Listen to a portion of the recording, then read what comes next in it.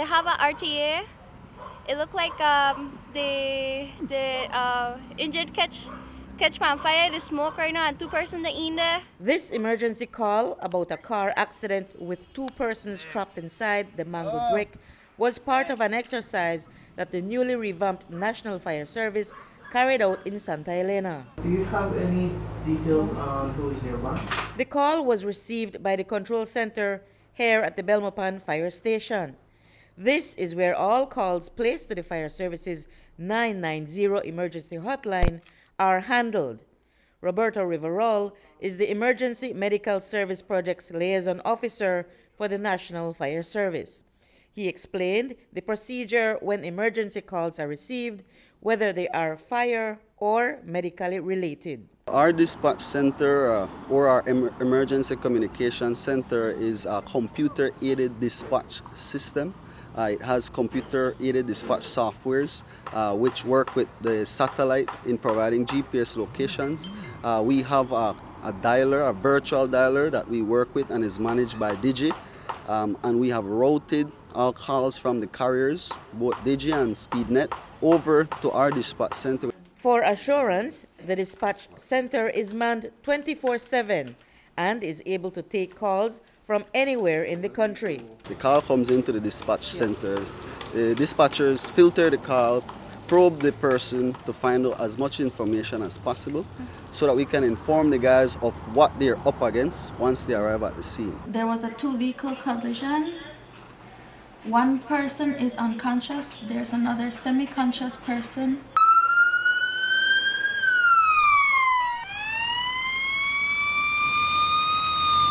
Once the fire and ambulance teams arrive at the scene, they move in to begin the rescue and firefighting roles. The protocol is that the fire truck will respond, but the ambulance will have to follow, accompany.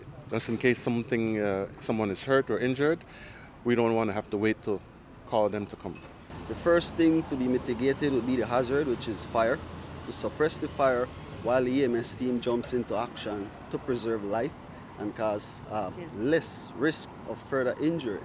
So in this simulation here, we have now the fire service acting in a dual capacity. There's a lot of coordination between the fire attack team and the EMS team.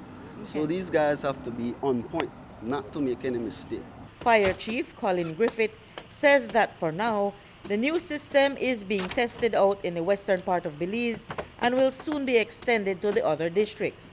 Belize City will be the last to be included because there is currently the Belize Emergency Response Team, BERT, that provides ambulatory services. Once we receive the patient, we'll package the patient, stabilize them, and we will notify the hospital's ER via our radio communications, or the dispatch center will do it for us. And so we would give them information about the condition of the person, mental status, estimated time of arrival, so that the ER can move efficiently and have a bed already prepared. We respond to medical emergencies, whether it be a cardiac arrest, fainting, seizures, stroke, you name it. We have EMRs. We have about 5 EMTs now, and we are sending guys abroad to study advanced life support, which is an addition to the service that we are providing. Riverol says that the plan is for the fire service teams to be able to offer advanced life support capabilities where they can administer medication intravenously to patients while they are in transit. Along with the upgrades is the addition of more firefighters to the fold.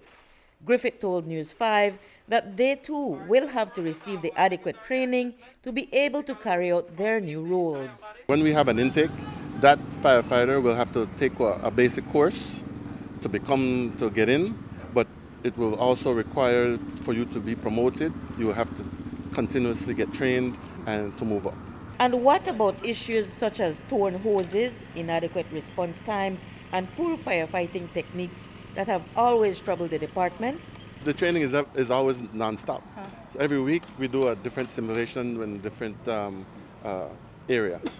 Some of the issues will still remain because of a lot of the factors have not changed. Such as? So if you look at the size of this truck, if you think about this truck having to go down some of the small streets in Belize City, it doesn't matter which way the wind is blowing, we will always try to get on the scene faster. So The other complaint about the truck always runs out of water, it's a 1,000-gallon tank, and the pump will pump 1,200 gallons a minute. So if you do the math, at full capacity, it will last like 3 minutes. But Griffith says that the Belize Water Services Limited has been fully on board in keeping the fire hydrants cleared and functional. Reporting for News 5, I'm Marion Ali.